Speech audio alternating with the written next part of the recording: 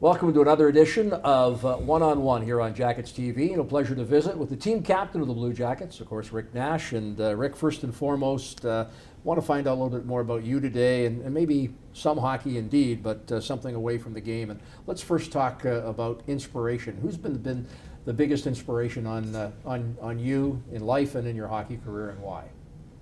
It would have to be my parents, easily. Obviously, they're the ones that put in all the hours when I was younger of, taking me to early morning practices or giving up their weekends to take us to hockey tournaments, putting in all their money for us to play hockey.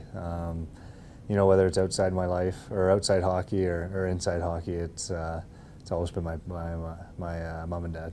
Now, speaking of your dad, specifically, last year the Blue Jackets staged their first ever father and son's trip. This year again, the father and son's trip will make its way to sunny Florida in the month of January. What was it like last year? And I'm sure your dad's looking forward to this year as well.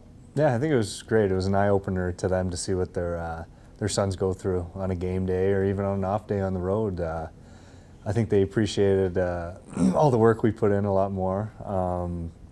I think it was fun for them to just to see how a regular game day goes. Last year, Hitch let them sit in the meetings and see what we go through, and I think they were a bit lost with their hockey technology, because it's it's funny after games you always get calls from your parents, and they let you know how you played and what they think, and growing up they always were your number one critic. So it was fun for them to see us at this level now.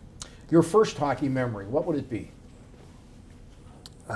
First hockey memory would have to be just skating on either in my dad built a little rink right in our backyard. We had a tiny backyard, so he built a little rink there, or skating on a pond that we used to drive about 3 or 4 minutes from our house to skate on.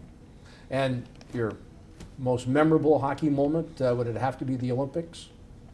Yeah, it was either the Olympics or the goal against Chicago to kind of finalize our Columbus's first playoff berth.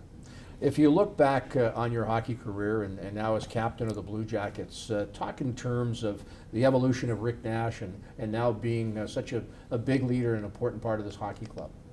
Mm-hmm. Yeah, it's came in at such a young age and a position where I didn't know really what to do in the NHL, and I think my first couple of years I found out that they're just using me to score goals and keep things simple in an offensive way.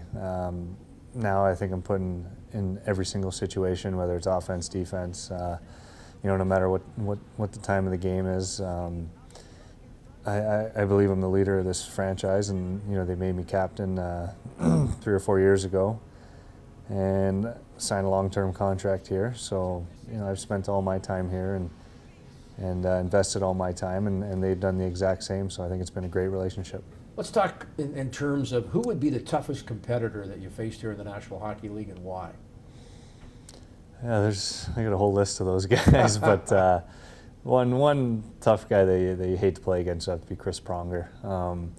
We had our battles early in my career when he was with St. Louis and Anaheim and Edmonton. I've seen a lot of them.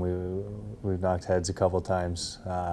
It's nice that he's in the East now, and we don't got to see him very much, but he's definitely one of the toughest guys, and everywhere he goes, he wins. He finds a Stanley Cup playoff, so obviously he's one of the best that's ever played. Now, when you were together with Pronger in the Olympics, did you talk in terms of being a guy that you really didn't enjoy playing against? Or you don't want to give up those secrets? No, I would never let him know that.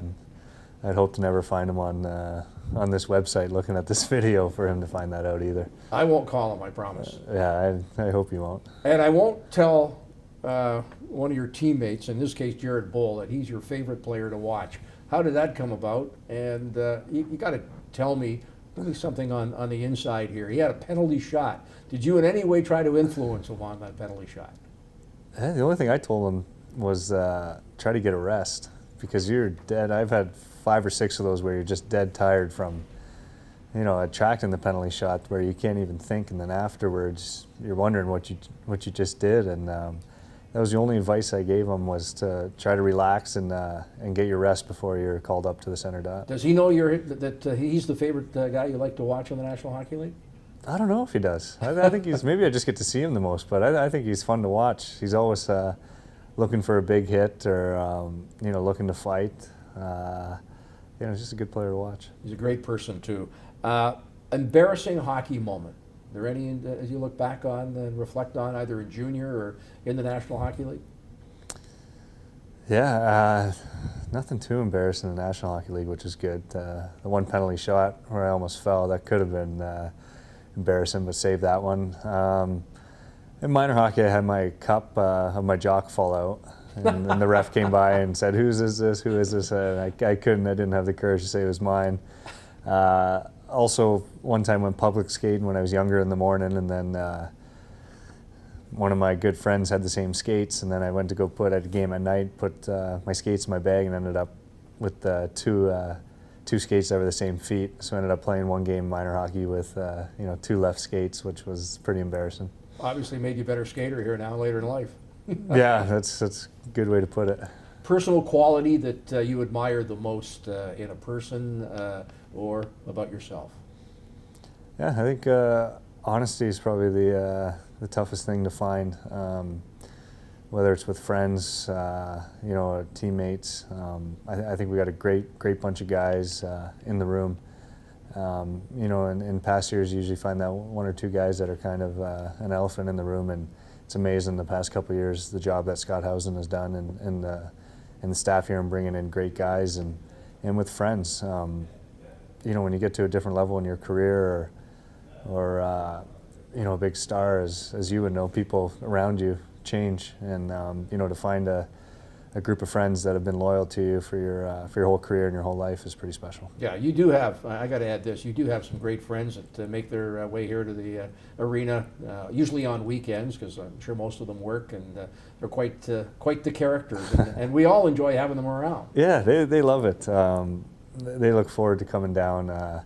They try to make it down 2 or 3 times a year, and on weekends, obviously, they work full-time jobs, but they always tell me how they say hi to you, and my one buddy likes to dress up and get the boys laughing during pregame skate and warm-ups, and they're just fun-loving guys that like to have fun and like to talk to people in the hockey business. Well, make sure they keep coming to the arena. We enjoy them. I'll let them know. And thanks for this. Thank you. Rick Nash, this week's edition of One on One, and we'll be back again next week. Have a great week, everybody.